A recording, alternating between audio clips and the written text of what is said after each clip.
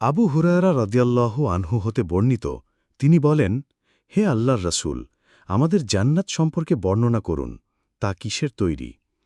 উত্তরে রাসূল সাল্লাল্লাহু আলাইহি ওয়াসাল্লাম বললেন, স্বর্ণ ও রৌপ্যের ইটের তৈরি। তার গাঁথুনি হবে মিশক অম্বরের। তার নুড়ি বা কঙ্কর হবে মণিমুক্তা ও ইয়াকুত পাথরের, আর তার মাটি জাফরানের। যে তাতে প্রবেশ করবে সে অশেষ নিয়ামত প্রাপ্ত হবে, নিরাশ হবে না বা অভাব বোধ করবে না।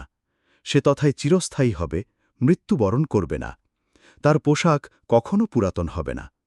আল্লাহ তাআলা বলছেন, আমি আমার পুণ্যবান বান্দাদের জন্য এমন সব নিয়ামত প্রস্তুত করে রেখেছি যা কখনো কোনো চক্ষু দেখেনি, কোনো কান শোনেনি এবং কোনো অন্তর কল্পনাও করেনি। রাসূল সাল্লাল্লাহু আলাইহি ওয়াসাল্লাম বলেন, জান্নাত এমন এক বস্তু যার অবস্থা সম্পর্কে কল্পনাও উদিত হয় না। কাবার রবের কসম, তা হচ্ছে উজ্জ্বল আলোকে উদ্ভাসিত, চকচককারী, সুগন্ধি সুবাতাস, সুরম্য অট্টালিকা, প্রবাহমান নদী, অনিন্দ সুন্দরী স্ত্রী এবং বাহারি পোশাক।